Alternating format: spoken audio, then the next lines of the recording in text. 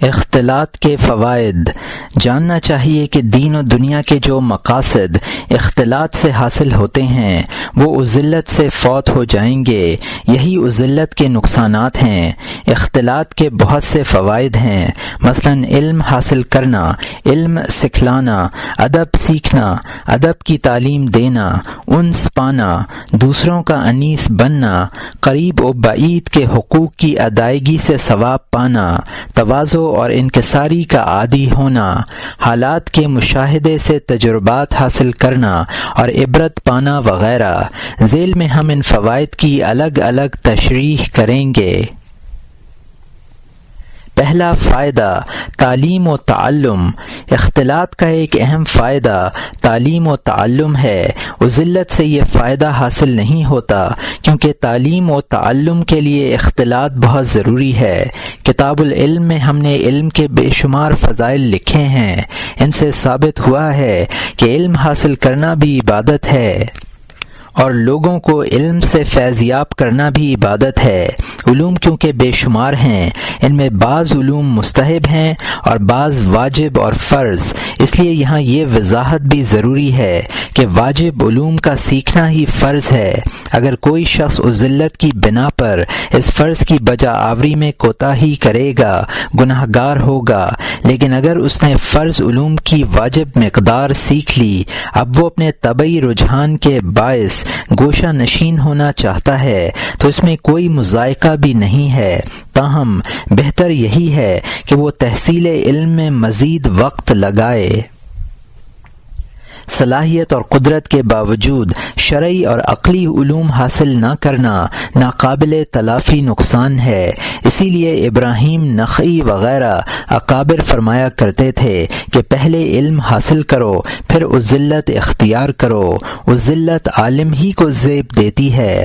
اگر کسی شخص نے عالم بننے سے پہلے ہی عزلت اختیار کی، وہ اپنے اکثر اوقات سونے میں یا لا یعنی امور میں فکر کرنے میں صرف کرے گا، یا زیادہ سے زیادہ یہ کرے گا کہ زبان سے وظائف پڑھتا رہے اور اعضائے بدن کو عبادات میں مشغول رکھے، لیکن قلب پر قابو رکھنا اس کی طاقت سے باہر ہوگا۔ شیطان لعین اپنے ہتھ کنڈوں سے لیس ہو کر ان راستوں سے جن کی اس جاہل عزلت نشین کو خبر بھی نہ ہوگی اس کے باطن میں گھسے گا اور طرح طرح کے فریبوں سے اس کے عازل باطل کر دے گا اور اسے پتہ بھی نہ چلے گا کہ اس کی تمام کوششیں ضائع چلی گئی ہیں۔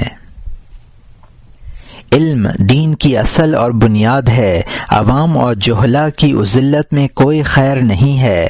عوام اور جہلا سے میری مراد وہ لوگ ہیں جنہیں یہ معلوم نہیں کہ تنہائی میں عبادت کس طرح کی جاتی ہے اور یہ کہ خلوت کے آداب کیا ہیں۔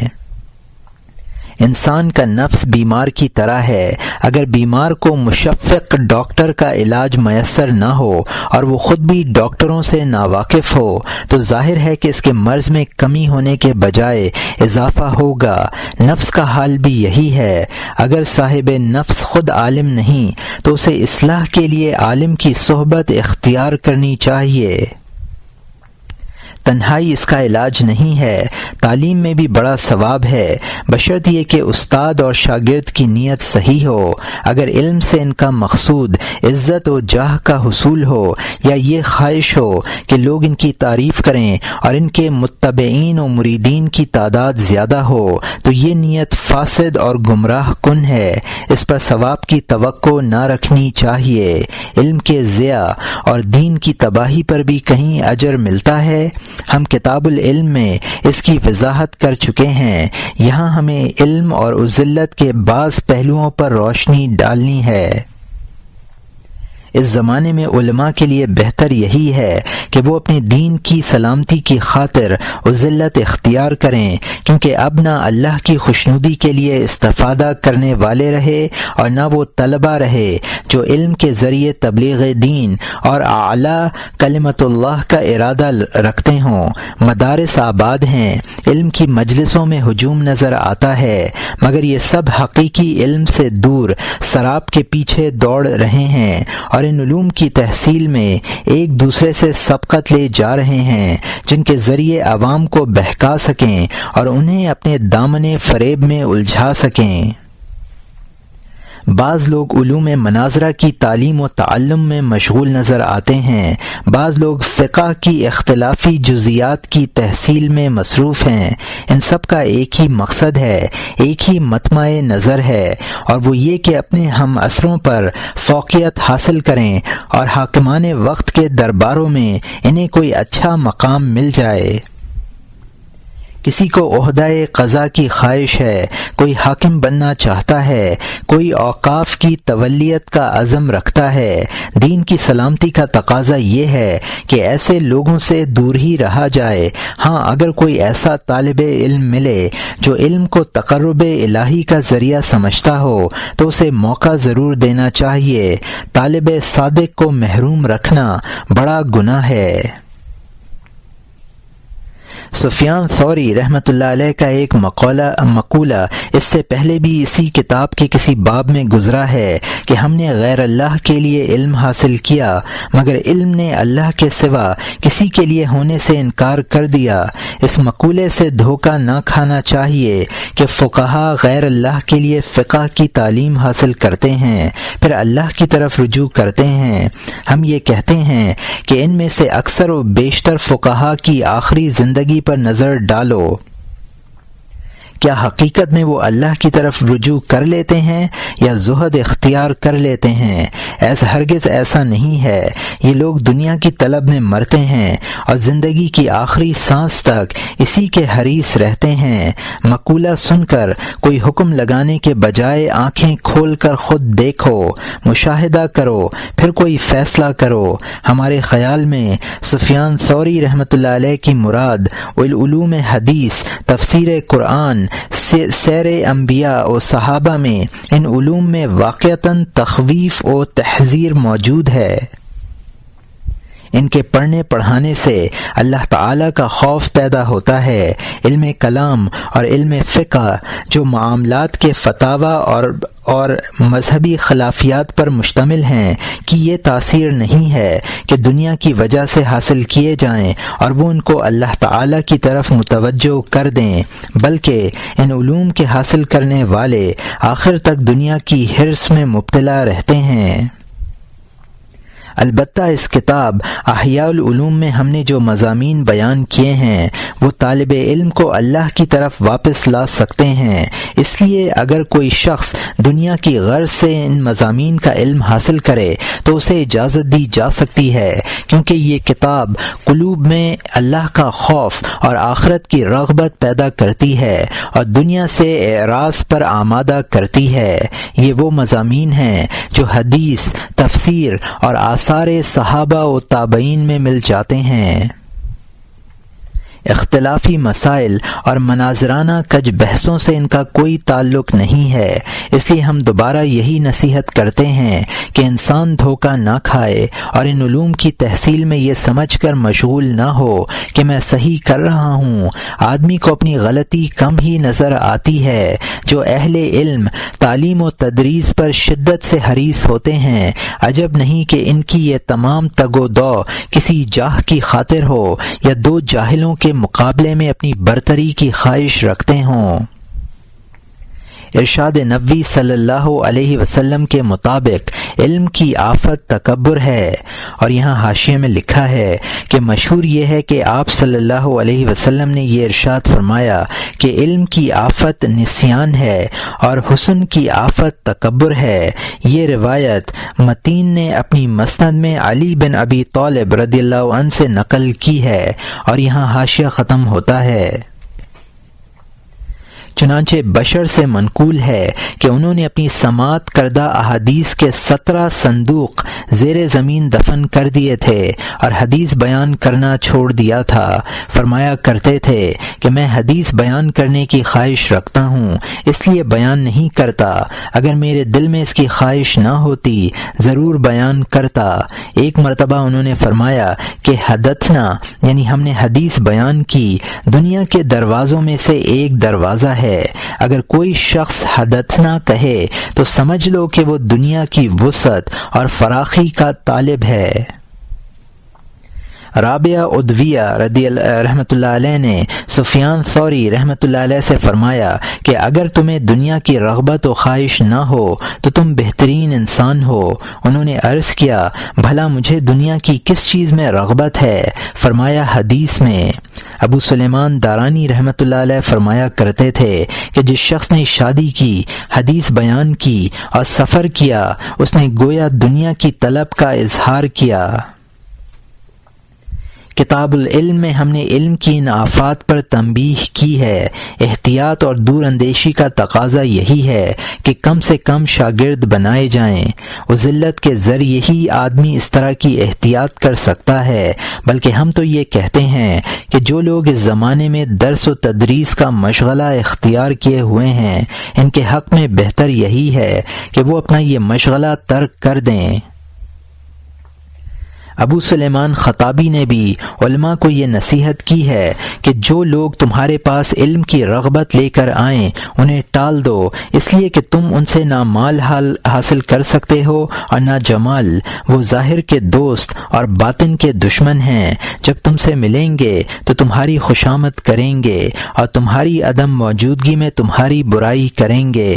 یہ لوگ تمہاری ہر حرکت پر نظر رکھتے ہیں اور باہر نکل کر نکتہ چینی کرتے ہیں۔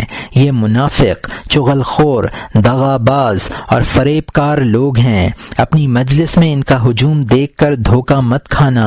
ان کا مقصد علم کا حصول نہیں ہے، بلکہ یہ جاہ و مال کی غرض لے کر آئے ہیں اور اپنے اغراض کی تکمیل کے لیے تمہیں ذریعہ بنانا چاہتے ہیں۔ اگر تم نے ان کی کسی غرض کی تکمیل میں ادنا کوتاہی بھی کی تو یہ تمہارے شدید ترین دشمن بن جائیں گے۔ یہ لوگ سمجھتے ہیں کہ تمہارے حلقہ درس میں ان کی آمد تمہاری ذات پر ان کا احسان عظیم ہے، اور وہ تعلیم کو تمہارا واجب حق تصور کرتے ہیں اور تم سے یہ خواہش رکھتے ہیں کہ تم ان کی خاطر اپنی عزت، جاہ اور دین سب کچھ داؤ پر لگا دو۔ ان کے دشمنوں کے دشمن اور دوستوں کے دوست بنو، ان کے قریب و عزیز کی مدد کرو۔ تم عالم ہو لیکن وہ تمہیں بے وقوف سمجھتے ہیں، تم متبوع ہو لیکن وہ تمہیں اپنا تابع سمجھتے ہیں۔ اسی لیے کہا گیا ہے کہ عوام الناس سے کنارہ کش رہنا شرافت کی نشانی ہے۔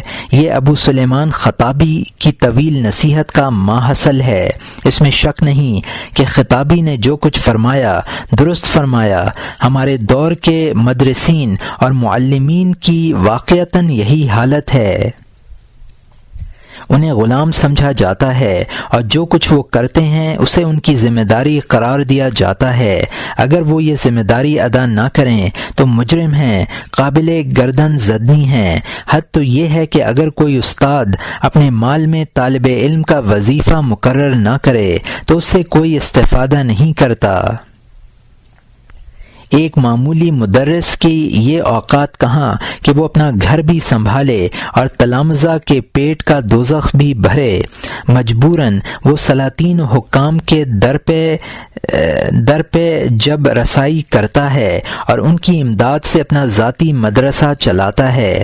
کتنی ذلت اور رسوائی ہے اس پیشے میں۔ پھر سلاطین کی غلامی کافی نہیں، وہ لوگ اپنے کسی عامل یا جاگیردار کو سفارش لکھ دیتے ہیں اور یہ مدرس بیچارہ در در کی ٹھوکریں کھاتا ہے اور سلاطین و حکام اس کی جھولی میں چند سکے اس طرح ڈال دیتے ہیں گویا وہ اس کی اپنی جیب خاص سے اعانت کر رہے ہوں۔ پھر یہ درد سری یہیں ختم نہیں ہو جاتی بلکہ زیر تعلیم طلباء کے طعام اور قیام کے مصارف میں تقسیم اور توازن اور ترتیب کے تمام آداب کی تکمیل بھی اس کی ذمہ داری ہے۔ اگر منتہی طلباء کو کم ملے تو انہیں شکایت رہتی ہے اور وہ حماقت اور اہل فضل سے ناواقفیت کے طعنے دیتے ہیں، برابر ملے تو بے وقوف اپنی تلخ و تند باتوں سے بیچارے مدرس کا سینہ داغ داغ کر دیتے ہیں، دنیا میں بھی رسوائی اور آخرت میں بھی بربادی، لیکن اسے اپنی تباہی اور رسوائی کا احساس کہاں؟ وہ تو اس غلط فہمی کا شکار ہے کہ میری یہ تمام تر جد و جہد، یہ ساری سعی و کاوش رضائے الہی کے لیے ہے۔ میں شریعت مصطفی صلی اللہ علیہ وسلم کی نشر و اشاعت میں مشغول ہوں، اللہ کے دین کا علم عام کر رہا ہوں۔ سلاطین کے ان اموال سے جو بلا شبہ ملی مفادات کے لیے وقف ہیں، طالبان دین کی کفالت کا فریضہ انجام دے رہا ہوں۔ اشاعت علم سے اہم تر مقصد کوئی دوسرا نہیں ہو سکتا۔ علماء سے دین کی نمود اور علم کی ترقی اور کلمۃ الحق کی سربلندی ہے۔ اگر یہ مدرس شیطان کا کھلونا نہ ہوتا اور اس کی عقل اس مردود کی سخت زنجیروں میں قید نہ ہو گئی ہوتی تو وہ اس زمانے کی خرابی کا ادراک ضرور کر لیتا۔ آج کل ایسے فقہا زیادہ ہو گئے ہیں جو ہر جائز و ناجائز مال کو لقمہ تر سمجھتے ہیں اور حلال و حرام میں کوئی تمیز نہیں کرتے۔ ان کی یہی بے احتیاطی اور بدعملی عوام کو کھٹکتی ہے اور وہ معاصی پر جری ہو جاتی ہیں۔ حقیقت یہ ہے کہ رعایا کی خرابی کی تمام تر ذمہ داری سلاطین پر عائد ہوتی ہے اور سلاطین کی بدعملی کے ذمہ دار علماء ہیں۔ ہم اس بات سے اللہ کی پناہ چاہتے ہیں کہ علماء غلط روی کا شکار ہوں اور ان کی بصیرت غفلت کے دبیس پردوں میں مستور ہو جائے۔ دوسرا فائدہ افادہ اور استفادہ۔ استفادہ کا مطلب ہے لوگوں سے نفع اٹھانا۔ ظاہر ہے کہ لوگوں سے ملاقات کے ذریعے ہی نفع اٹھایا جا سکتا ہے۔ اگر اختلاط نہ ہو تو یہ انتفاع محال ہے۔ جو شخص معاملات اور کسب و اکتساب کا ضرورت مند ہے وہ ترک عزلت پر مجبور ہے۔ یہ صحیح ہے کہ معاملات میں شریعت کی متعین کردہ حدود کی پابندی کرنا دشوار گزار امر ہے، لیکن یہ مجاہدہ اجر و ثواب سے خالی نہیں ہے۔ تاہم جن لوگوں کے پاس بقدر کفایت مال ہو ان کے لیے عزلت ہی بہتر ہے، بشرط یہ کہ وہ قناعت پسند بھی ہوں۔ ان کے حق میں عزلت اس لیے بہتر ہے کہ اب آمدنی کے اکثر و بیشتر ذرائع معصیت سے آلودہ ہو گئے ہیں۔ ہاں، اگر آمدنی کا کوئی جائز ذریعہ ہو اور زیادہ مال حاصل کر کے خیرات کرنے کی نیت ہو تو یہ نفلی عزلت سے بہتر ہے، لیکن اس عزلت سے بہتر نہیں جو اللہ کی معرفت اور شرعی علوم و حقائق کے ادراک کے لیے ہو، اور نہ اس عزلت سے بہتر ہے جس میں آدمی ہمتن باری تعالی کی طرف متوجہ رہتا ہے، اور یہ کیفیت اس شخص کی ہوتی ہے جسے مناجات میں انس، کشف و بصیرت کے ساتھ میسر ہو، نہ کہ فاسد خیالی اور وہم کے طور پر۔ لوگوں کو نفع پہنچانے کا مطلب یہ ہے کہ اپنے مال سے یا اپنے بدن سے ان کی مدد کرے۔ مسلمانوں کی حاجت روائی کرنا اور ان کی مالی یا بدنی خدمت انجام دینا کار ثواب ہے۔ یہ ثواب بھی مخالطت کے بغیر حاصل نہیں ہوتا۔ اگر کوئی شخص شرعی حدود کی رعایت کے ساتھ لوگوں کو اس طرح کا نفع پہنچانے پر قادر ہو، اس کا یہ طرز عمل عزلت سے بہتر ہے، بشرط یہ کہ اس کی عزلت نفلی نمازوں اور بدنی اعمال یعنی وظائف وغیرہ کے لیے ہو۔ لیکن اگر وہ دوام ذکر و فکر کے ذریعے قلب کے اعمال انجام دے رہا ہو تو اس کے لیے یہی افضل ہے کہ وہ تنہا رہے اور اپنی مشغولیت جاری رکھے۔ تیسرا فائدہ تادیب و تعدب۔ اختلاط کا ایک فائدہ تعدب و تادیب ہے۔ تعدب سے ہماری مراد یہ ہے کہ آدمی کا نفس مرتاز ہو جائے اور لوگوں کی ایذا پر تحمل کرنے کا عادی بن جائے۔ نفس کی شہوت اور غرور کے خاتمے کے لیے تعدب ضروری ہے، اور یہ چیز اختلاط کے بغیر حاصل نہیں ہوتی۔ اس لیے ان لوگوں کے حقوق میں اختلاط ہی بہتر ہے جن کے اخلاق مہذب نہ ہوں اور جن کی خواہشات حدود شرعیہ کے تابع نہ ہوں۔ یہی وجہ ہے کہ خانقاہوں کے خادم اپنے کام کو خدمت تصور کرتے ہیں اور اسے اپنے حق میں بہتر سمجھتے ہیں، کیونکہ بازار والوں کے سامنے صوفیہ کے لیے دست سوال دراز کرنے میں ذلت بھی ہے، اور اس ذلت سے نفس کی رعونیت ختم ہوتی ہے، دوسری طرف انہیں صوفیوں کی دعاؤں کی برکت بھی حاصل رہتی ہے۔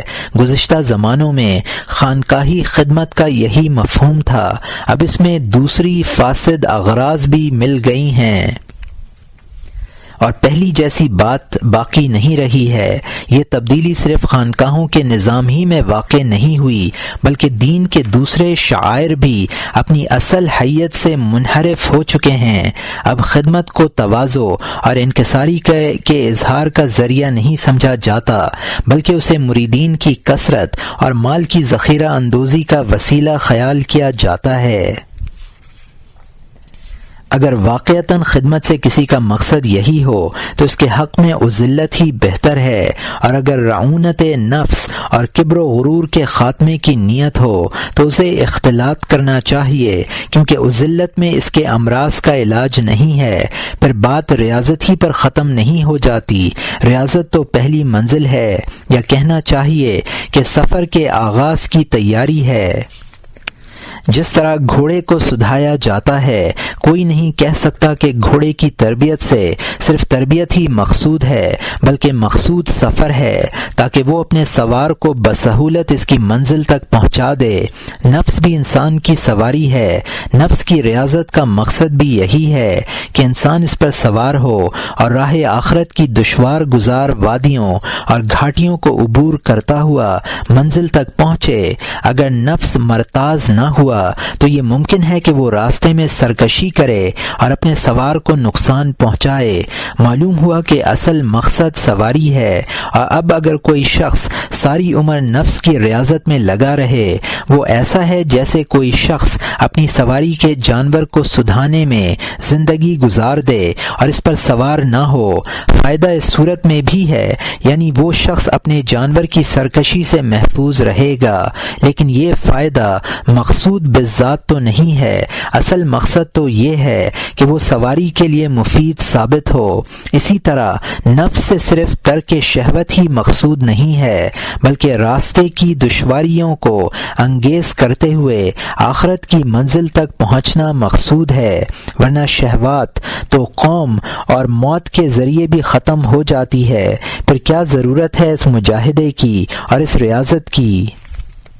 اس راہب کی طرح نہ ہو جس نے کہا تھا کہ میں تو وہ پاگل کتا ہوں جس نے اپنے نفس کو لوگوں کو ایذا پہنچانے سے روک دیا ہے۔ یہ راہب ایذا پہنچانے والے سے یقیناً اچھا تھا، لیکن ترک ایذا پر ہی تو قناعت نہ کرنی چاہیے۔ ترک ایذا تو اس طرح بھی ہو سکتی ہے کہ آدمی اپنے آپ کو قتل کر دے، لیکن کیا اس سے طریق آخرت طے ہوگا؟ معلوم ہوا کہ طریق آخرت کے سفر کی اہمیت ہے۔ سالک کو اسی مقصد پر نظر رکھنی چاہیے۔ اس کے لیے اختلاط سے زیادہ عزلت معین و مددگار ہے، یعنی اولاً اس کے حق میں اختلاط بہتر ہے۔ جب ریاضت تام ہو جائے اور سلوک کی منزلیں قطع ہونے لگیں تو عزلت بہتر ہے۔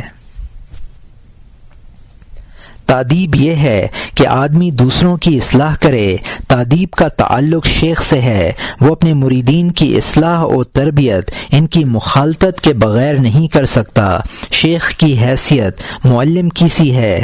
گزشتہ صفحات میں ہم معلم کا حکم بیان کر آئے ہیں، وہی حکم شیخ کا بھی ہے، یعنی اگر اسے طالبان صادق ملیں اور خود اس کی نیت بھی اصلاح و تربیت سے بخیر ہو جاؤ منصب کا حصول یا کوئی دوسری غرض فاسد دل میں نہ ہو تو اصلاح و تربیت سے دریغ نہ کرنا چاہیے۔ جو آفات علم میں ہیں وہی ریاضت میں بھی ہیں۔ فرق اتنا ہے کہ طالبان ریاضت میں طلب دنیا کی علامت بعید اور طالبان علم میں قریب ہے۔ یہی وجہ ہے کہ طالبان ریاضت کم نظر آتے ہیں۔ شیخ کو چاہیے کہ وہ عزلت و اختلاط کے فوائد اور نقصانات پیش نظر رکھیں اور اپنے احوال کی مناسبت سے فیصلہ کریں۔ اختلاط و عزلت میں سے کسی ایک کی افضلیت کا مسئلہ دقیق اجتہاد سے متعلق ہے، اس لیے نفی و اثبات کا کوئی مطلق حکم لگنا مشکل ہے۔ چوتھا فائدہ موانست۔ موانست کا مطلب ہے کہ کسی سے انس حاصل کرنا اور انس دینا۔ ذلت سے یہ فائدہ بھی فوت ہو جاتا ہے۔ یہ فائدہ وہ لوگ حاصل کرتے ہیں جو ولیموں، دعوتوں اور دوسری معاشرتی تقریبات میں شرکت کرتے ہیں۔ اس شرکت سے نفس انسانی لذت حاصل کرتا ہے، یہی موانست ہے۔ بعض اوقات یہ موانست حرام طریقے سے حاصل کی جاتی ہے، مثلا ان لوگوں سے انس حاصل کرنا جن سے انس حاصل کرنا شرعاً درست نہ ہو، اور کبھی یہ موانست مباح ہوتی ہے اور کبھی کسی امر دینی کی وجہ سے مستحب ہوتی ہے۔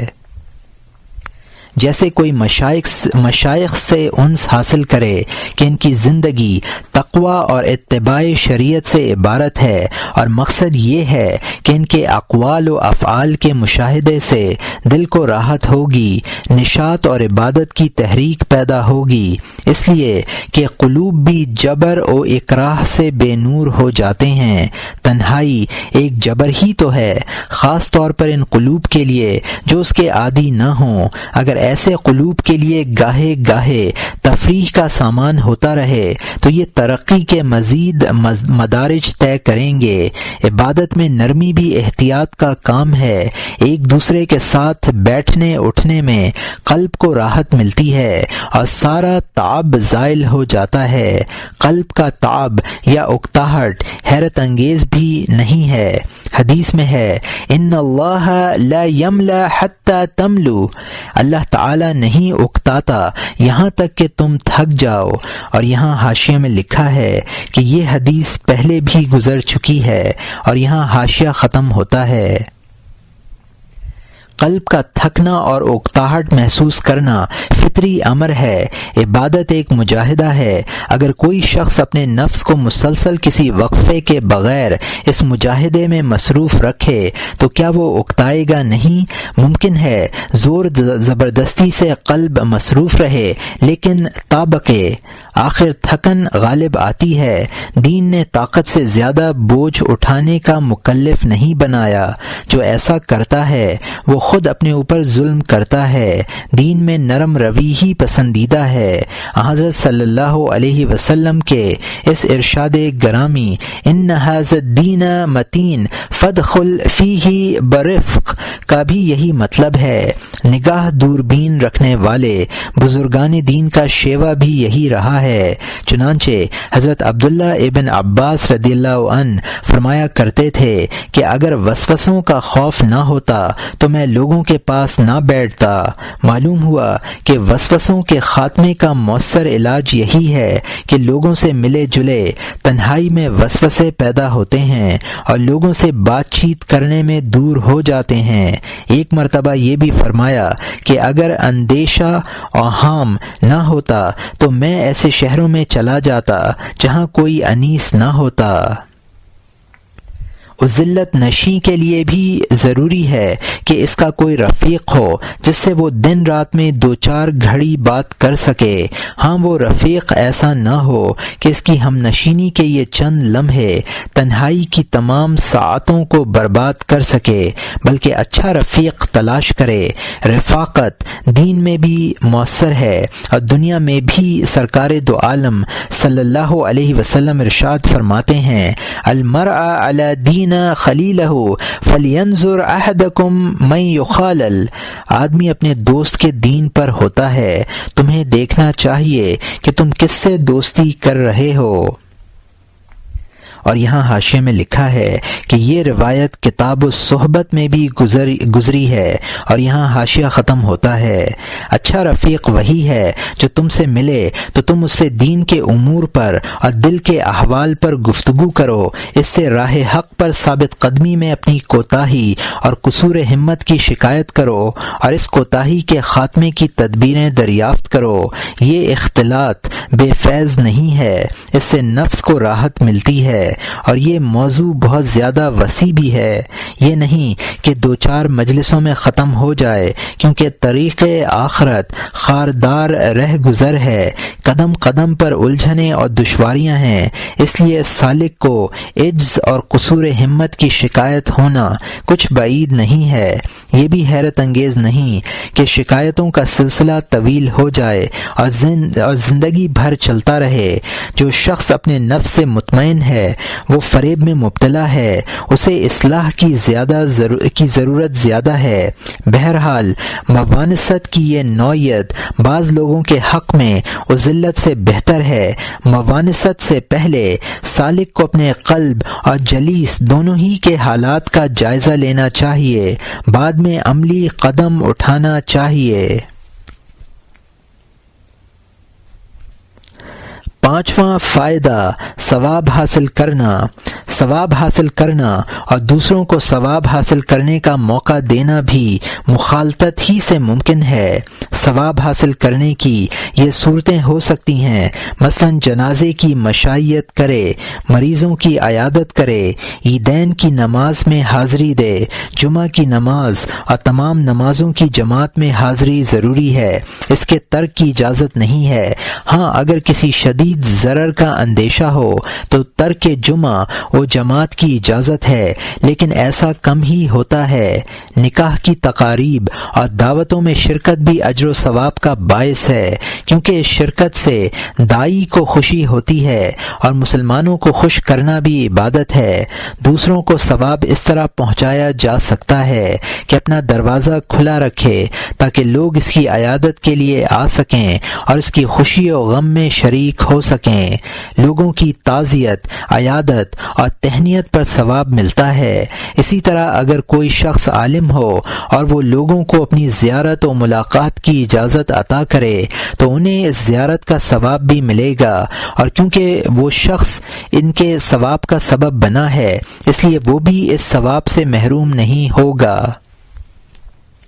بہرحال سالک کو مخالطت کی اس افادیت کو بھی پیش نظر رکھنا چاہیے اور نفع و نقصان کے ہر پہلو پر غور کرنے کے ساتھ ساتھ اپنے احوال پر بھی غور کرنا چاہیے۔ کبھی اس کے نزدیک ذلت راجح ہوگی اور کبھی مخالطت۔ یہی وجہ ہے کہ بعض بزرگوں سے منقول ہے کہ وہ نہ دعوتیں قبول کرتے تھے اور نہ مریضوں کی عیادت کے لیے جاتے تھے اور نہ جنازوں میں شرکت کرتے تھے، بلکہ وہ اپنے گھروں میں مقید رہنا زیادہ پسند کرتے تھے۔ صرف نماز جمعہ اور زیارت قبور کے لیے گھروں سے باہر نکلا کرتے تھے۔ بعض بزرگ گھر بار چھوڑ کر پہاڑوں پر جا بسے تھے تاکہ عبادت کے لیے یکسو ہو سکیں اور دنیا کی کوئی مشغولیت ذکر الہی میں رکاوٹ پیدا نہ کرے۔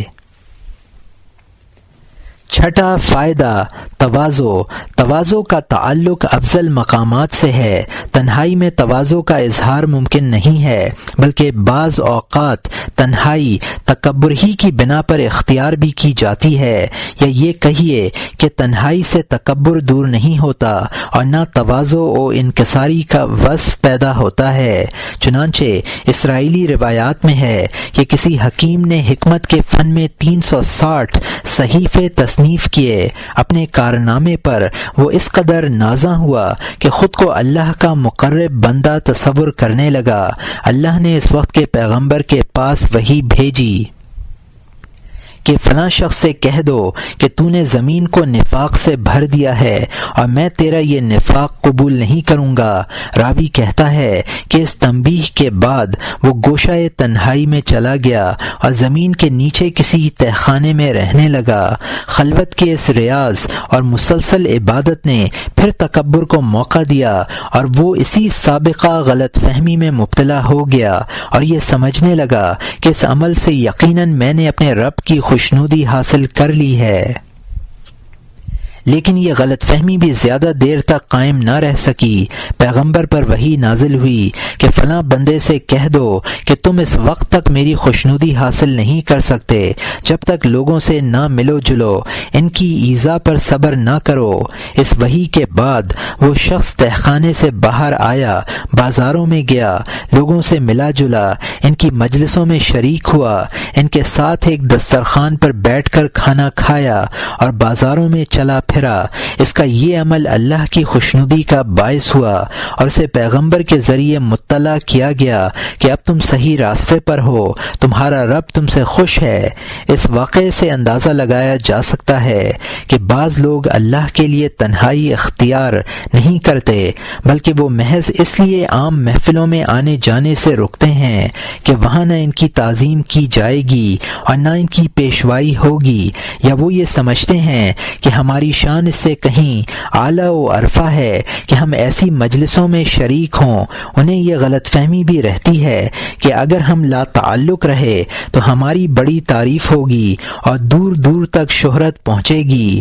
بعض لوگ اس لیے بھی عزلت اختیار کرتے ہیں کہ اپنے ظاہری اور باطنی عیوب کی پردہ داری کے لیے ان کے پاس اس کے علاوہ کوئی دوسرا ذریعہ نہیں ہوتا کہ روپوش ہو جائیں اور لوگوں سے ملنا جلنا کم کر دیں۔ سادہ لوح عوام اور معتقدین یہ سمجھنے لگیں کہ ہمارے شیخ بیچارے بڑے ہی نیک ہیں، ان کا تمام وقت عبادت میں اور ذکر و فکر میں گزرتا ہے، حالانکہ حقیقت میں وہ لوگ ان کے اس اعتقاد کی عملی تکذیب کرتے ہیں۔ ایسے لوگوں کی علامت یہ ہے کہ وہ خود کسی کے یہاں جانا پسند نہیں کرتے، نہ کسی تقریب میں، نہ بیماری اور موت میں، اور نہ محض ملاقات کے لیے، بلکہ ان کی خواہش یہ ہوتی ہے کہ سلاطین و حکام ان کے یہاں آئیں اور ان کے دروازوں پر عوام کا ہجوم ہو۔ جب وہ باہر نکلیں تو لوگ ان کی دست بوسی کریں اور اسے اپنے لیے تبرک سمجھیں۔ ان لوگوں کو اگر عبادت کی وجہ سے عزلت محبوب ہوتی تو وہ دوسروں کا اپنے یہاں آنا بھی پسند نہ کرتے، بلکہ وہ فضیل ابن عیاض رحمۃ اللہ علیہ کی طرح ہوتے کہ ان کے ایک دوست ملاقات کے لیے ان کے پاس آئے تو انہوں نے فرمایا کہ تم اس لیے آئے ہو کہ میں تمہارے لیے بند سنور کر بیٹھوں؟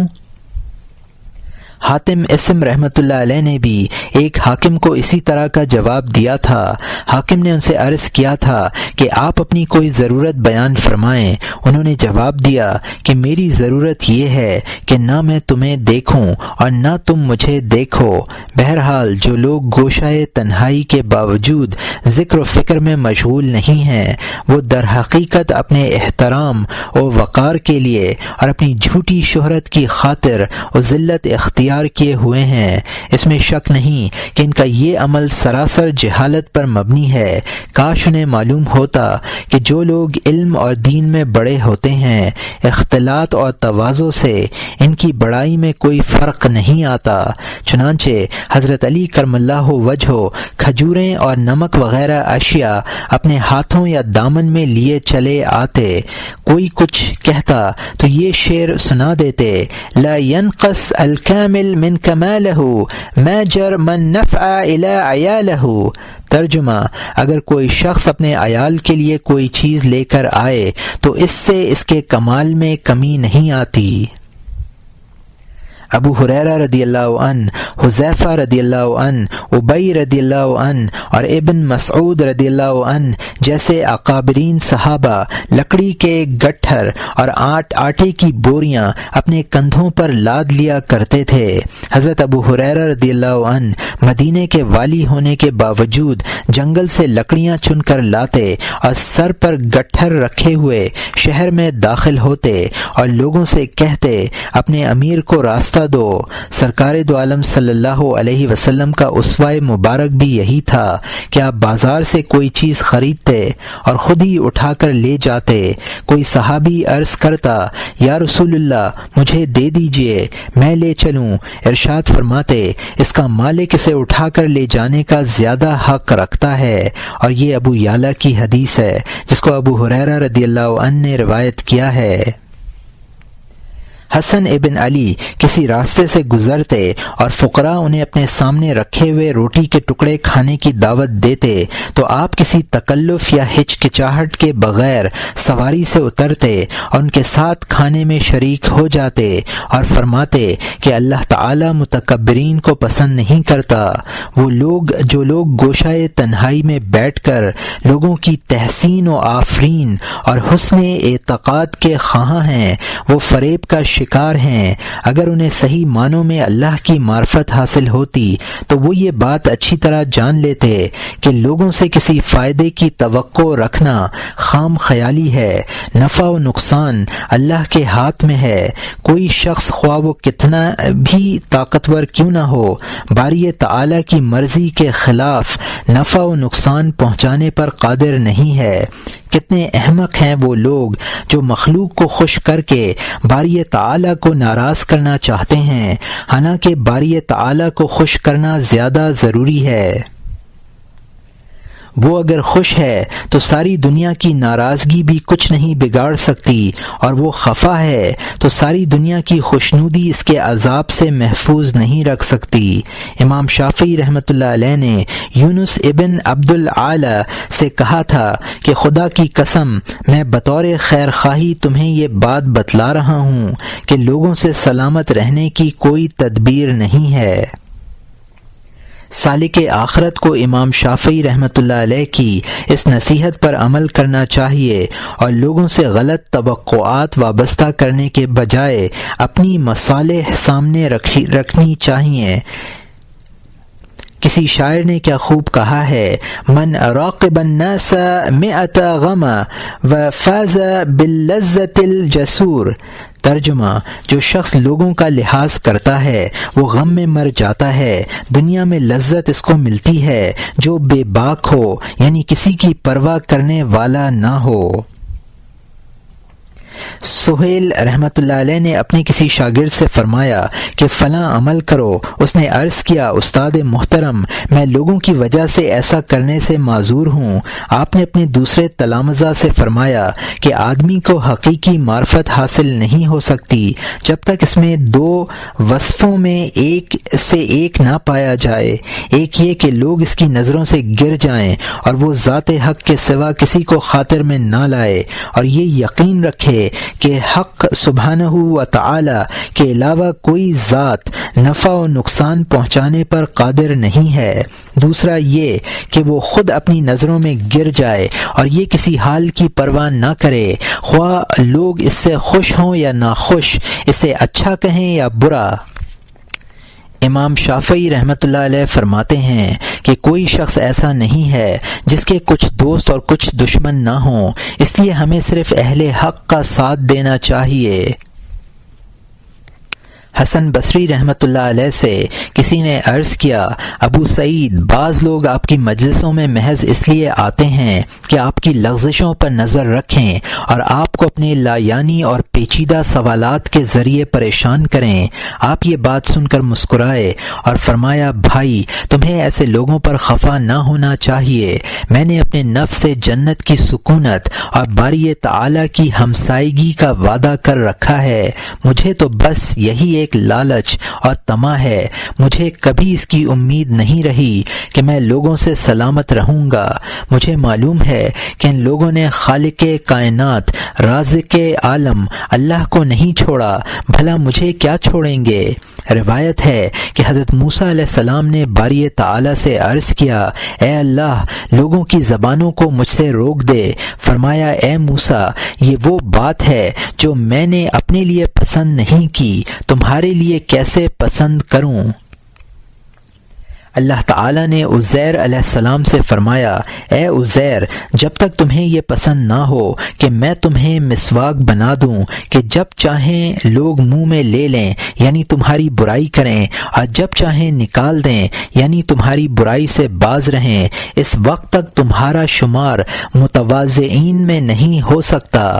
حاصل کلام یہ ہے کہ جو شخص لوگوں کی عقیدتیں سمیٹنے کے لیے اپنے آپ کو محبوس رکھتا ہے، وہ دنیا میں بھی قید تنہائی کاٹ رہا ہے اور آخرت کا عذاب بھی اس کا منتظر ہے۔ بلا شبہ آخرت کا عذاب زیادہ ہولناک اور شدید ہوگا۔ وہ ذلت صرف ان لوگوں کو زیب دیتی ہے جو لوگوں کی تعریف و توصیف سے بے نیاز ہو کر محض رضائے الہی کے لیے اس کے ذکر و فکر میں اپنے آپ کو غرق کر دیں۔ 7واں فائدہ تجربات کا حصول۔ تجربات لوگوں کے احوال دیکھنے اور ان کے ساتھ معاملات کرنے سے حاصل ہوتے ہیں، اور یہ امر اختلاط کے بغیر ممکن نہیں ہے۔ آدمی کے طبعی عقل دین اور دنیا کے مصالح سمجھنے کے لیے کافی نہیں ہے، بلکہ مصلحتوں کا صحیح علم تجربے سے ہوتا ہے۔ چنانچہ ناتجربہ کار اور غیر پختہ کار شخص کی عزلت میں خیر نہیں ہے۔ مثلاً اگر کوئی لڑکا عزلت نشیں ہو جائے تو ساری عمر علم اور تجربات کی روشنی سے محروم رہے گا اور جہالت کے اندھیروں میں بھٹکتا رہے گا، بلکہ اس کے لیے مناسب یہ ہے کہ وہ اولاً علم حاصل کرے اور تعلیم کے دوران جو کچھ تجربات حاصل کر سکتا ہو حاصل کرے۔ اس کے بعد محض سماع احوال سے بھی فیض اٹھا سکتا ہے، اختلاط ضروری نہیں ہے۔ سب سے اہم تجربہ اسے اپنے ذاتی اوصاف اور اخلاق کا ہونا چاہیے، اور یہ تجربہ خلوت میں نہیں ہو سکتا۔ تنہائی میں آدمی کے کسی بھی وصف کا اظہار ممکن نہیں ہے، نہ خوش اخلاقی کا، نہ غصہ کا، نہ کمینگی اور حسد کا۔ بہت سے حساس مزاج، کمینہ فطرت اور غصہ ور اشخاص تنہائی میں رہتے ہیں تو ان کی یہ خباثتیں ظاہر نہیں ہوتیں۔ یہ وہ اوصاف ہیں جن کا دور ہونا انسانی زندگی کے لیے بے حد ضروری ہے۔ یہ مطلب ہرگز نہیں کہ جب ان اوصاف خبیثہ کا ظہور ہو انہیں دبا دیا جائے، بلکہ باطن میں ان کا وجود ہی مہلک ہے، خواہ وہ ظاہر ہوں یا نہ ہوں۔ ان اوصاف خبیثہ کا اظہار تحریک ہی سے ہوتا ہے۔ ایسے قلوب کی مثال جن میں یہ اوصاف موجود ہوں ایسی ہے جیسے پھوڑا کہ اس میں فاسد مواد بھرا رہتا ہے، اور جب تک اسے حرکت نہ ہو یا کوئی ہاتھ اس سے مس نہ کرے اس وقت تک درد محسوس نہیں ہوتا۔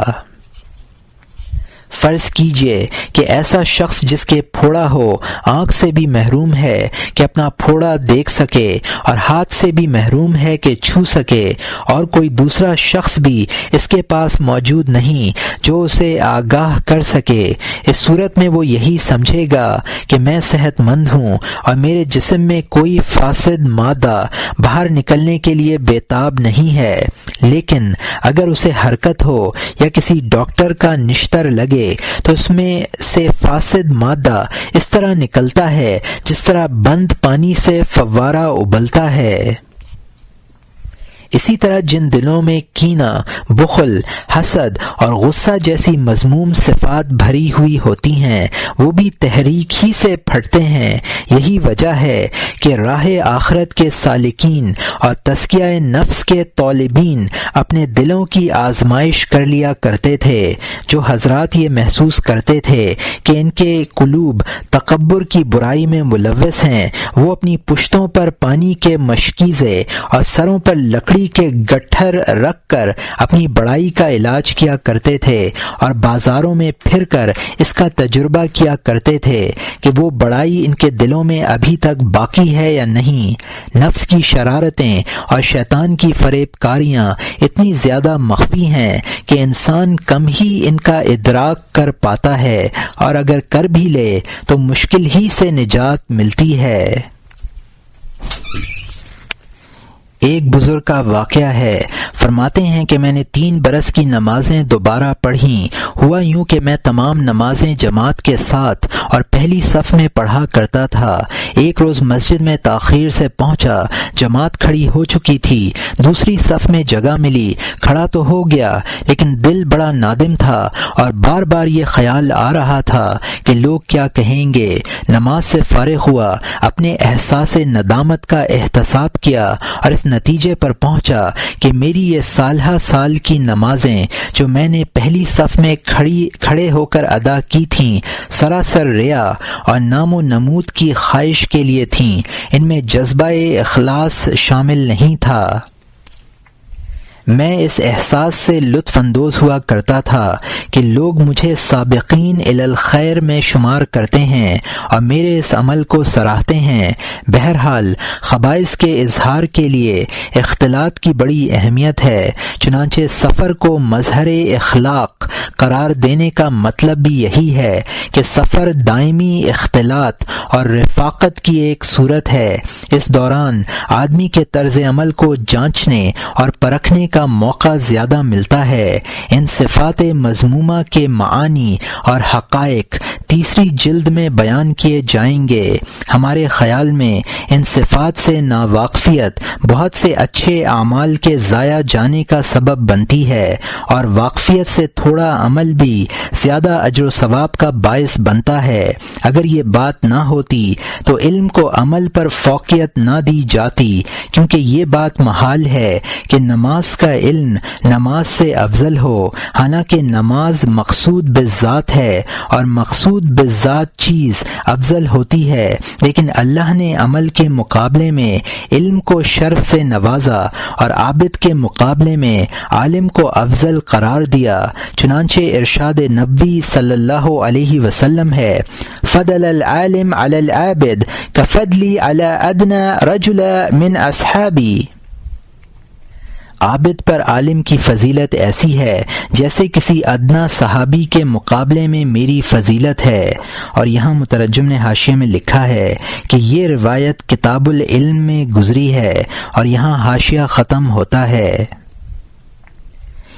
علم کو عمل پر تین وجوہات کی بنا پر فضیلت حاصل ہے۔ ایک وجہ وہی ہے جو ہم نے ابھی لکھی ہے کہ علم کے ساتھ تھوڑا عمل بھی زیادہ اجر کا باعث ہے۔ دوسری وجہ یہ ہے کہ علم کا نفع عام ہے، دوسرے بھی اس سے فائدہ اٹھاتے ہیں اور اپنے تاریک قلوب کو علم کے نور سے منور کرتے ہیں، جبکہ عمل کا نفع خود عمل کرنے والے کی ذات تک محدود رہتا ہے۔ تیسری وجہ یہ ہے کہ اگر علم سے اللہ کی ذات و صفات کا علم مراد لیا جائے تو یہ بلا شبہ تمام ظاہری اعمال سے افضل ہے، کیونکہ اعمال کا مقصود و ماحصل ہی یہ ہے کہ آدمی کا دل مخلوق سے ہٹ کر خالق کی طرف متوجہ ہو جائے، اور اس کے نتیجے میں اسے اللہ کی معرفت اور محبت نصیب ہو۔ اس علم میں علم ہی نہیں ہے بلکہ عمل بھی ہے۔ یہ علم مریدین کی منتہائے غرض ہے، اور علم اس کے لیے شرط کے قائم مقام ہے۔ اس آیت کریمہ کا مطلب بھی یہی ہے۔ الیہ یصعد الکلم الیہ یصعد الکلم الطیب والعمل الصالح یرفعہ۔ پارہ نمبر 22 رکوع نمبر 12 رکوع نمبر 14 آیت نمبر 10۔ اچھا کلام اسی تک پہنچتا ہے اور اچھا کام اس کو پہنچاتا ہے۔ کلم طیب سے مراد باری تعالی کی ذات و صفات کا علم ہے، اور عمل صالح اس کے لیے حمال کی طرح ہے، یعنی اسے باری تعالی تک پہنچاتا ہے۔ ظاہر ہے مرفوع رافع کے مقابلے میں افضل ہی ہوگا۔ یہ بحث جملہ معترضہ کے طور پر زبان قلم پر آ گئی، ورنہ یہ موضوع اس بحث کے لیے موضوع نہیں ہے۔ اب ہم سابقہ بحث کی طرف چلتے ہیں۔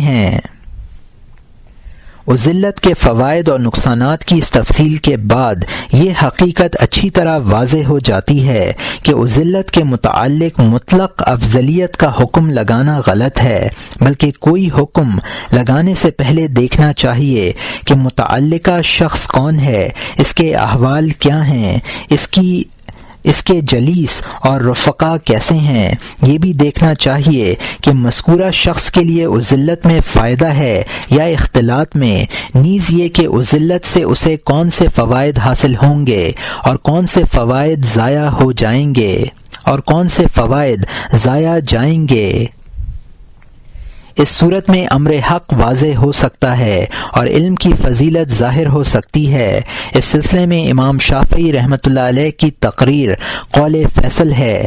فرمایا، اے یونس، لوگوں سے انقباض رکھنا عداوت کا سبب بنتا ہے، اور ان سے زیادہ گھلنے ملنے سے برے ہم نشیں پیدا ہوتے ہیں، اس لیے تم اپنی کیفیت انقباس اور انبساط کے درمیان رکھو، یعنی نہ زیادہ گھلو ملو اور نہ دور دور رہو۔ معلوم ہوا کہ اس ذلت اور اختلاط میں اعتدال ضروری ہے، تاہم اگر حالات کا تقاضا یا فوائد و نقصانات کا موازنہ کسی ایک جانب کی افضلیت ثابت کرے تو پھر اعتدال پر زور دینا بھی صحیح نہیں ہے۔ اس باب میں امر حق اور قول فیصل یہی ہے۔ اس کے علاوہ اگر کسی نے کچھ کہا ہے وہ ناتمام ہے یا اس کیفیت کی خبر ہے جس سے وہ خود دوچار ہے، اس کا یہ فیصلہ دوسرے شخص کے حق میں صحیح نہیں ہوگا۔ علم ظاہر میں صوفیاء اور علماء کا اختلاف بھی اسی حقیقت پر مبنی ہے کہ صوفی اپنا حال بتلاتا ہے۔ یہی وجہ ہے کہ ایک ہی مسئلے میں ان کے جوابات مختلف ہوتے ہیں، اور عالم اپنی حالت سے قطع نظر مسئلے کا وہ جواب دیتا ہے جو حق ہو، اور حق ایک ہی ہوتا ہے، غیر حق بے شمار ہوتے ہیں۔ صوفیاء کرام سے درویشی کے متعلق پوچھا گیا تو انہوں نے مختلف جوابات دیے۔ وجہ یہی تھی کہ ہر صوفی کے پیش نظر اپنی کیفیت تھی، اگرچہ ہر جواب مجیب کے حال کے اعتبار سے حق تھا، مگر نفس الامر میں حق نہیں تھا، بلکہ حق ایک ہوتا ہے۔ ابو عبداللہ جلا نے درویشی کے متعلق سوال کا جواب دیتے ہوئے کہا کہ دونوں آستینیں دیوار پر مار کر کہو کہ میرا رب اللہ ہے۔ حضرت جنید بغدادی رحمۃ اللہ علیہ نے فرمایا، درویش وہ ہے جو نہ کسی سے سوال کرے اور نہ مزاحمت کرے، اگر کوئی مزاحمت کرنا چاہے تو خاموشی اختیار کرے، کوئی جواب نہ دے۔ سہل ابن عبداللہ نے جواب دیا، درویش وہ ہے جو نہ کسی سے کچھ مانگے اور نہ کوئی ذخیرہ کرے۔ ایک بزرگ نے درویشی کی یہ تشریح کی کہ تمہارے پاس کچھ نہ ہو اور اگر کوئی چیز تمہیں مل جائے تو اسے اپنی مت سمجھو۔ ابراہیم خواص رحمۃ اللہ علیہ نے بتلایا کہ درویشی یہ ہے کہ نہ شکایت کرو اور نہ مصیبت و پریشانی ظاہر ہونے دو۔ یہ مختلف جوابات ہیں، اگر 100 بزرگوں سے بھی یہی ایک سوال کیا جائے ان کے جوابات مختلف ہوں گے۔ مشکل ہی سے کسی ایک کا جواب دوسرے کے جواب کے مطابق ہو سکے گا، اور یہ سب جوابات من وجہ درست ہوں گے، کیونکہ ہر صوفی اپنے اس حال کی خبر دے گا جو اس پر طاری ہے۔ یہی وجہ ہے کہ ایک صوفی کسی دوسرے صوفی کو تصوف میں ثابت قدم نہیں بتلاتا، بلکہ وہ یہ دعویٰ کرتا ہے کہ حق کی معرفت اور حق پر ثبات صرف اسے حاصل ہے۔ اس کا یہ دعویٰ صحیح بھی ہوتا ہے، کیونکہ اس کی نظر صرف اپنے احوال پر رہتی ہے، دوسروں کی طرف التفات کی انہیں فرصت ہی نہیں ملتی، وہ اپنے حال میں مستغرق رہتے ہیں۔ اس کے برعکس جب علم کا نور چمکتا ہے تو تمام چیزوں کو احاطہ کر لیتا ہے اور اختلاف سے پردہ اٹھا دیتا ہے اور امر حق واضح کر دیتا ہے۔ مثال کے طور پر ہم نے زوال کے وقت سایہ اصلی کے سلسلے میں مختلف اقوال سنے ہیں۔ کوئی گرمی کے موسم میں 2 قدم بتاتا ہے اور کوئی نصف قدم بتاتا ہے، کوئی سردی کے موسم میں 7 قدم قرار دیتا ہے اور کوئی 5 قدم کہتا ہے۔ یہی حال صوفیوں کا ہے کہ ہر شخص نے اپنے اپنے شہر کے سایہ اصلی پر قیاس کیا اور ایک رائے قائم کر لی، لیکن اس کا قیاس خود اس کے شہر کے حق میں تو صحیح ہے، دوسرے شہروں کے حق میں صحیح نہیں ہے۔ لیکن کیونکہ صوفی دوسروں کے احوال سے باخبر نہیں ہوتا، اس لیے وہ اپنے قیاس ہی کو صحیح سمجھتا ہے اور دوسرے تمام قیاسات کو باطل قرار دیتا ہے۔ لیکن جو شخص زوال کے اسباب سے باخبر ہے اور اس سلسلے میں موسموں کے اختلاف پر بھی نظر رکھتا ہے، وہ ہر موسم کے سایہ اصلی کو یکساں نہیں کہے گا۔ اس مثال سے صوفی اور عالم کا فرق بخوبی واضح ہو جاتا ہے۔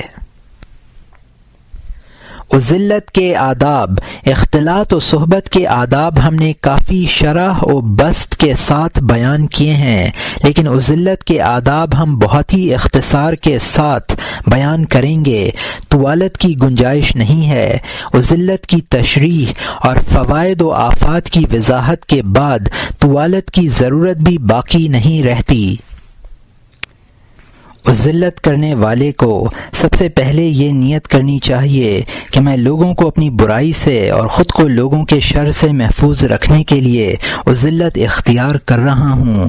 مجھے امید ہے کہ میں اس گوشہ نشینی کی وجہ سے اس کوتاہی سے بھی نجات پا جاؤں گا جو مسلمانوں کے حقوق ادا نہ کرنے کی صورت میں مجھ سے سرزد ہوئی۔ میری اس خلوت کا مقصد خدا تعالی کی عبادت کے لیے دل، دماغ اور اعضاء کی یکسوئی ہے۔ اس نیت کے بعد خلوت میں چلا جائے اور اپنا زیادہ تر وقت علم و عمل اور ذکر و فکر میں صرف کرے، کیونکہ ذلت کے ثمرات یہی چیزیں ہیں۔ لوگوں کو اپنے پاس بکثرت آمد و رفت رکھنے سے منع کر دے، کیونکہ یہ آمد و رفت دل جمعی کے منافی ہے۔ لوگ آئیں تو ان سے شہر کے احوال و واقعات دریافت نہ کرے۔ اگر وہ کسی موضوع پر آپس میں کچھ گفتگو کر رہے ہوں تو اپنے کام میں مشغول رہے، ان کی باتوں پر کان نہ دھرے۔ بعض اوقات یہ باتیں دماغ میں بیٹھ جاتی ہیں اور عبادت کے دوران وسوسوں کی صورت میں ان کا ظہور ہوتا ہے۔ کان میں خبروں کا پڑنا ایسا ہے جیسے زمین میں بیج کا پڑنا، جس طرح زمین کا سینہ چیر کر بیج پودے کی شکل میں ظاہر ہوتا ہے، اور یہ ننھا سا پودا اپنے برگ و بار کے ساتھ تناور درخت بن جاتا ہے۔ اسی طرح خبریں بھی دل کی سطح پر ابھرتی ہیں اور اتنی پھیلتی ہیں کہ دل و دماغ کا احاطہ کر لیتی ہیں۔ یہی وسوسے ہیں۔ ذلت کے لیے وسوسوں کا منقطع ہونا بنیادی ضرورت ہے۔ ذلت نشیں کو چاہیے کہ وہ کم پر قناعت کرے۔ معیشت میں قناعت نہ ہونے کی صورت میں وہ لوگوں کی ضرورت محسوس کرے گا اور ان سے اختلاط رکھنے پر مجبور ہوگا۔ پڑوسیوں کی ایذا پر صبر کرے۔ بعض لوگ ذلت پر اس کی تعریف کریں گے اور بعض لوگ ترک صحبت پر اسے مردم بیزاری کا تانا دیں گے۔ اسے نہ اپنی تعریف پر خوش ہونا چاہیے اور نہ برائی پر مغموم۔ یہ سب وقتی باتیں ہیں۔ اگر ان کا اثر قبول کیا گیا تو وہ مقاصد پر اثر انداز ہوں گی اور نقصان پہنچائیں گی۔ ذلت سلوک آخرت کا ذریعہ ہے اور آخرت کا راستہ قلب کے اشتغال سے طے ہوتا ہے۔ قلب کے اشتغال کی متعدد صورتیں ہو سکتی ہیں، مثلا کسی وظیفے کی مواظبت، باری تعالی کی ذات و صفات اور زمین و آسمان کے اسرار میں غور و فکر، اعمال کی باریکیوں کی جستجو اور مفسدات عمل کا جائزہ اور ان سے بچنے کی تدبیروں کی تلاش۔ یہ وہ مشاغل ہیں جو فراغت ہی میں انجام دیے جا سکتے ہیں۔ اگر آدمی دوسرے کے معاملات میں خود کو الجھانے اور شہر بھر کی خبریں پوچھتا رہے تو یہ فراغت کیسے مل سکے گی؟ بعض اوقات یادیں بھی دوام ذکر و فکر میں مخل ہو جاتی ہیں۔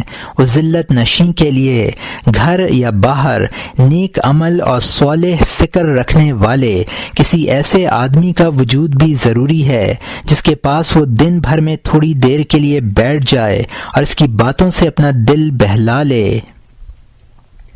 اس طرح مسلسل محنت کا ناخوشگوار اثر زائل ہو جاتا ہے اور باقی اوقات دل جمعی رہتی ہے۔ ذلت اس وقت مکمل ہوتی ہے جب آدمی دنیا سے پوری طرح لا تعلق ہو جائے اور اپنی ہر امید منقطع کر لے۔ اس کا آسان طریقہ یہ ہے کہ اپنی زندگی کو بے حد مختصر سمجھے اور یہ خیال کرے کہ بس صبح و شام کا چکر ہے۔ یہ چکر کسی بھی وقت، کسی بھی لمحے پورا ہو سکتا ہے۔ زندگی ناپائیدار ہو تو ہر خواہش منقطع ہو جاتی ہے اور بہت سی دشواریوں کو انگیز کرنا اور مشقتوں پر صبر کرنا آسان نظر آتا ہے، لیکن اگر اس نے یہ سوچا کہ میری عمر طویل ہے تو پھر صبر نہ ہو سکے گا اور بہت سی خواہشیں دامن دل پکڑ کر کھینچیں گی۔ اور ذلت میں موت کو بھی زیادہ سے زیادہ یاد کرنا ہے۔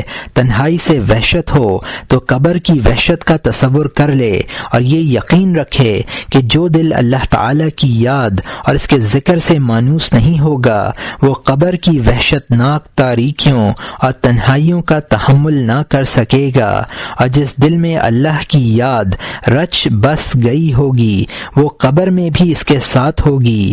موت انس اور معرفت الہی کے محل کو منہدم نہیں کرتی، بلکہ یہ محل خدا کے فضل و کرم سے اس کی محبت و معرفت کے طفیل میں زندہ و پائندہ رہتا ہے، جیسا کہ اللہ تعالی نے شہداء کے سلسلے میں ارشاد فرمایا وَلَا تَحْسَبَنَّ الَّذِينَ قُتِلُوا فِي سَبِيلِ اللَّهِ أَمْوَاتًا بَلْ أَحْيَاءٌ عِندَ رَبِّهِمْ يُرْزَقُونَ فَرِحِينَ بِمَا آتَاهُمُ اللَّهُ مِنْ فَضْلِهِ۔ پارہ نمبر 4 رکوع نمبر 8 آیت نمبر 169 اور 170۔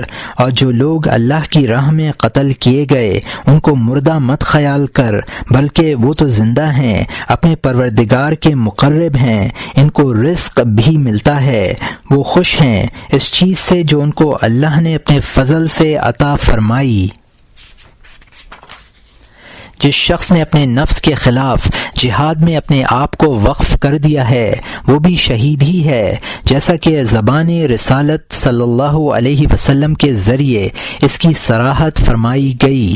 المجاہد من جاہد بنفسہ وہواہ، یہ حاکم کی حدیث ہے جس کو فضالہ ابن عینیہ رضی اللہ عنہ نے روایت کیا ہے، لیکن اس میں لفظ ہوا نہیں ہے۔